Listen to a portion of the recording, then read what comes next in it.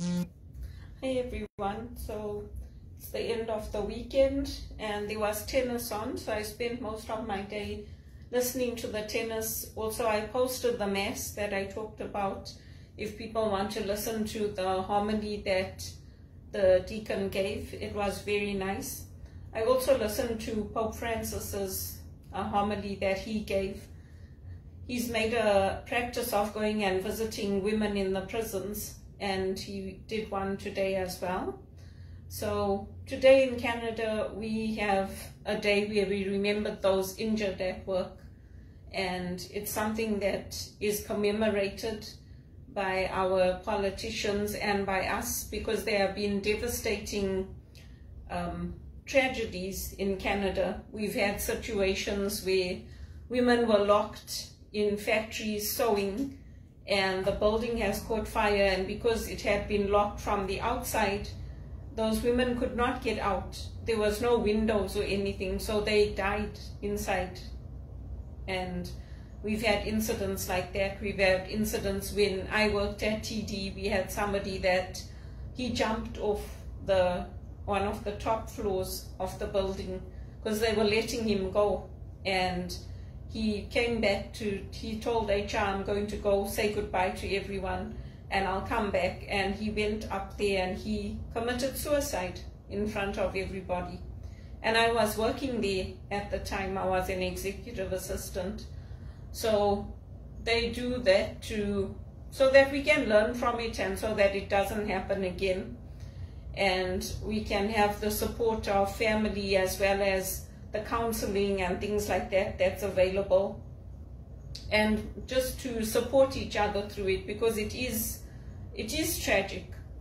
I was watching some videos today on Zimbabwe and Namibia, and I see a lot of the Germans and companies like that, they're going back to Namibia and places like that.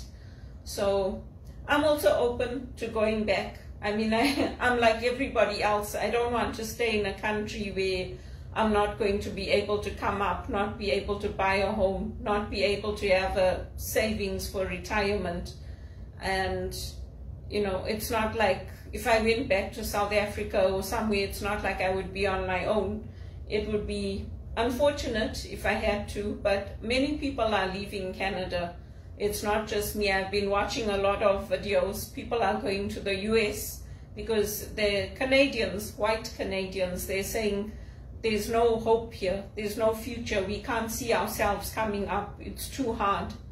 So I'm also applying for jobs in England and in other places so that if I get that job, I'll go. And I have no idea why these people set up all these calls to harass me, saying, oh, they just want to know how I am. It's not fair to me. I'm not a little girl anymore. I don't need the executive to know where I am and what I'm doing from Credit Suisse, past people. And I don't need people from the extended family to cause a problem for me, and then my mother gets upset and then her health goes down. I don't need all that. My mother is quite confident knowing that I can go and I can set up in another country, the same way I came to Canada and I set up on my own. Nobody helped me. She's quite confident that I can do that. I did it in South Africa at Wits. I've done it in England. I've done it in Canada. So there's no need for them to harass my mother, worry her, get her upset, and then say, oh, we were just worried about her. Because I've gone through, you would think I was living in the 60s. Whatever my uncle's wife, Marcus's wife, went through, I went through. I had to work overnight here in Canada. Shifts starting at 1 in the morning, 2 in the morning. I never told them because they always come down on me and they make like I don't appreciate what they went through and the harassment they went through, the racism. But I didn't tell them to leave Africa and come to America. So really and truly, their decision has got nothing to do with me. But I've been through everything that they've went through, the redlining, not being able to get a mortgage. And with them, at least they had support from the Indian communities when they went. I had no support here in Canada. And my sister and I got along fine. We never bickered, we never argued. When I moved out of her place, I moved out and I got my own place. So any kind of rumors saying that, oh, we don't get along, we argue, we have problems, I don't have any problems with them. I live my life, they live their lives. Anything I was invited to, I went to. But the reality is that life is very, very hard right now for a lot of people. And for me, it's been hard like this since 2007, since that first recession hit. And it's not like I haven't made good decisions, made good choices, invested in my education, retrained, requalified. Whatever little money I had, I used it wisely. But I couldn't get that second mortgage and I had to sell my place.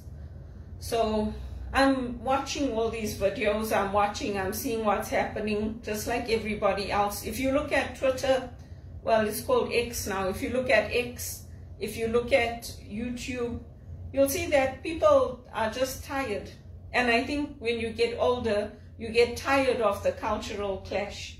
Like when you come to the country, how is it that when I came to the country, nobody complained that, oh, I haven't adjusted and that I don't know how to adjust and I don't know how to work in teams. And now all of a sudden people are saying, oh, she hasn't adjusted and she doesn't know how to, like, how is it even possible? It's not. So it's not just me going through it. There's another guy on YouTube and he has thousands of people watching his videos complaining about how high the cost of living is here. It's impossible to find a decent place to rent and be able to afford to pay for food and to afford your electricity. And even the food banks are saying they can't cope anymore. They're saying that they have so many people asking for help for food that they can't cope. So at least with me, I try to buy my own food. I try to get extra packets of pasta, of tin foods, non-perishable foods. I bought those billy jars, the glass ones, so I can store my foods in them. I don't go to the food bank. So far I haven't been. I've managed with the help of my mom. But it's very hard. It's very, very hard. And so I think it doesn't matter whether you're here or whether you're in England or whether you're in South Africa. It's the people around you that will help you to make you or to break you. And so for me, it's been tough because I've had to do it on my own. I haven't had any support. I haven't had any help. But I'm proud of what I've accomplished. I'm proud of my education, my master's, my diploma in HR, in spiritual direction, the aromatherapy skills that I have. Because wherever I go, I can take those and I can use them. And even my teacher, Sandy, who taught us aromatherapy, she was saying things are much more advanced in Europe. She said the pushback you get here with aromatherapy and wearing even your bracelets with the healing properties, she said people here don't accept it the way they accept it in Europe. So it's one of those things. I've even talked to friends of mine from Zimbabwe who are in England, and they're saying right now there's no jobs. People are desperate in England, they can't get jobs. You might see advertisements like for executive assistants or things like that, but there are thousands of people applying for that. People are living in tents. They're living in tents on the beach, on the seaside. So it's become the same all over. And what you see on the social media is not the reality. Like you'll see all the nice parts of Africa, you'll see these lovely buildings with the paved roads, and that's only what they're showing you. That's only the front of it. They don't show you all the floods. They don't show you the 11,000 people that got displaced with the floods in Kenya. So it's a different lifestyle. I admit I miss that lifestyle, because who wants to be tracked all the time? Who wants to live like I lived, where you can't have any social life, you can't go out and have a cup of coffee with someone, or go to a restaurant once in a while, or do something. Like, I mean, whatever I've done, I've scrimped and saved to do that, to have that little bit, that 1 or 2 good experiences. But I mean, if you work hard your whole life, you want to have something to show for it. You want to own your property. You want to have a nest egg to retire on. The government's not going to give you anything to retire on. If we are not putting money away, it's not because we don't want to, it's because we can't. Because we're earning minimum wage. And most of our lives, we've earned, like for me, 1 year I earned 9,000 Canadian dollars. And up to the time I got my permanent job, I earned $18,000. And that's what I was expected to survive on. So it's very, very tough. And it's not like I'm incapable of working. I'm perfectly capable of working. But everybody has strengths and weaknesses. Some people love to be under that pressure in the contact center where you have back-to-back calls. I don't like it. I don't like too much pressure on me. So, and I don't perform well. So any company that's good is going to try to find you a role where your personality and your performance will be optimal. But that's how it goes.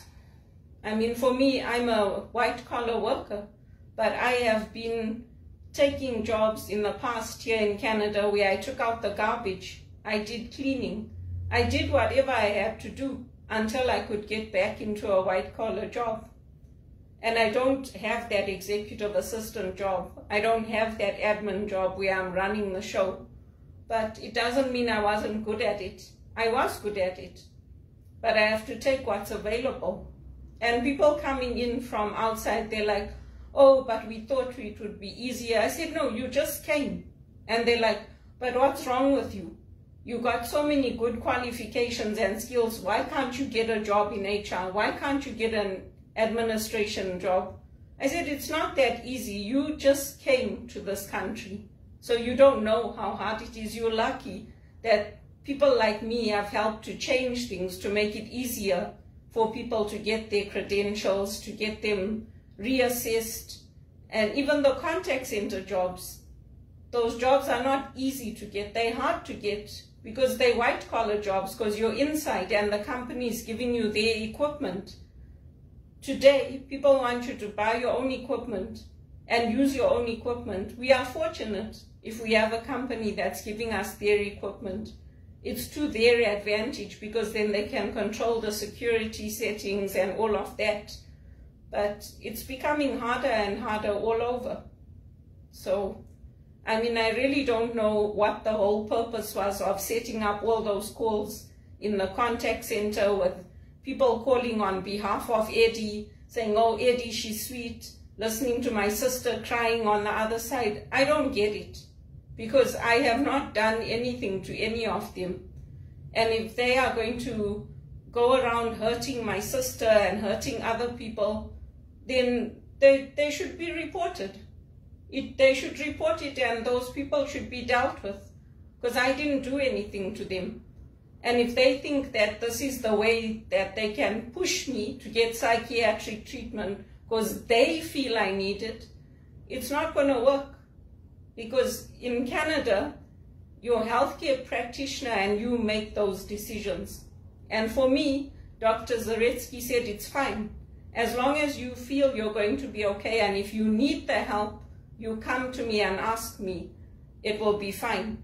My aunt and uncle don't remember what he said to me. They were there. It was in their presence that he said it. And it's on the report. Belinda doesn't want. So it's in black and white on the report. So they can't force me to do it. Especially now, since I've held a job for over 5 years. And I've been in this property. I've looked after this property, my landlord's property, as if it was my own. I care for it. I wash my windows. If they're offering to have a window washer come in, I'll pay for it. I'll do it. I make sure that when the cleaning has to be done off the drains, I'm at home. Or I make sure I know they're coming in. If there's anything that goes wrong, I tell my landlord. So I'm a responsible individual. There's no need for people to say they were worried about me or they just want to know where I am. They just want to know for what? Millions of women go out on their own, they travel on their own, they get into their cars and they go to work on their own. So why do they want to know where I am? It's none of their business. And especially those past executives from Credit Suisse. I was never their friend.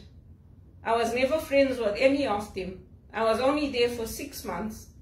Now they're putting that woman that committed that real estate fraud in Taiwan, they want to put her to death for what she did. I mean, I never did anything to anyone. So if people are going to come after me and hunt me down at job after job after job, look at what the executive are doing. Look at what they did, the murders that were committed, the families that were followed, and leave me out of it because I had nothing to do with it. Even when I used to tell the executive at TD, I need help towards my studies, towards my professional dues when I was in that permanent job, they used to tell me, oh, you have an attitude of entitlement. I'm like, no, I don't. I want to build a career here at TD. And so if I get these designations and I study, then I can stay. But it was always a hassle. It was always a pushback. So in the end, when they let me go, when they eliminated my position, I moved on. I tried to reach out many, many times to people, even people that were in Hong Kong, in Taiwan, in Switzerland, the people that had gone on to other banks. I tried to reach out to them to say, do you have a position for me? I'm still looking for an executive assistant role. I'm willing to come. But they never selected me. So that's the way it goes. But anyway, if you're thinking of coming to these countries, you have to consider that. It's not like you're just going to come here and just go into your dream job and earn 60,000, 70,000 a year. If somebody like me, who has all the credentials, all the qualifications, is diligent, works hard, is responsible, is still sitting in a job that's paying under 35,000 a year, imagine how hard it is in Canada. Imagine. People that I worked with, they have lived in caravans in Canada, in tents in Canada, because they couldn't get work. Bankers, just like me, executive assistants. So it's not as easy as it looks. It's been very, very hard for me. For my sister, for our family, it's been very hard. We're lucky we have a roof over our heads and we have beautiful places to live in. But I also make it beautiful. I buy the paintings, I buy things from Amazon when I have the money. I look after my place. I change the sheets on my bedding once a month. Once I moved from that place and I sold at Roosevelt Gardens, I bought new sheets, new towels. I haven't replaced them for a long time, but I look after my place. I don't take it for granted. So that's something for people to think about. People like to make up stories and say, oh yeah, they're always fighting, they don't get along, they're sisters, but they have their own lives. I don't interfere in people's lives. And if they're trying to make like my brother-in-law likes me, he only likes me as a sister, nothing more. That's it. There's nothing, I'm not after anybody's husband or anybody's relationship. I'm not that type of a woman. And if I was, I would have had an affair long ago. I would have done it by now. I'm not that type of a woman. So I hope all of this stops and I hope things change for me. Because I'm tired of it. And I'm tired of people, the police telling me, oh, it's your family and oh, it's your sister. I really don't know what is going on in people's lives, but please leave me out of it. Because now I feel like I lived through the 60s with what I lived through in Canada. After living through the 80s and living through that hope and living through that time where everything came together, I feel like I'm living in the 60s. Even my mother used to tell me, oh, don't wear your dress above the knee. Don't wear. I said to her, what about how we used to dress in Zimbabwe? She was like, oh, that was those days. I said, you know what, Mom, I'm tired of it. If things are going to carry on going like this, I'm going to move. As soon as I get a job in another country or another place, I'm going to move. Because I don't want to be told how to dress and what to wear. And I don't wear makeup when I go to work. And even for the meetings we have for the One campaign and all that, I don't wear makeup. I wear my makeup when I'm by myself. It's quite sad, but people have allergies, they have life-threatening disease. Some people have peanut allergies, they have to carry an EpiPen with them. We didn't have all that when we were growing up in Zimbabwe. Even when I went home, I never heard of this. People carrying EpiPens and all that with them. I never heard of shootings in our schools. Nothing. It's all here in North America. So, it's here. It's not me that's the problem. It's here. And even the politicians are now saying it. If you listen to the Conservatives, you listen to Justin Trudeau, they're saying there's a problem. So it's good. Because when I said it, no one wanted to listen. I was told, you are the problem. So it's good. I'm glad all the politicians are saying it now. Then they can't put it on me.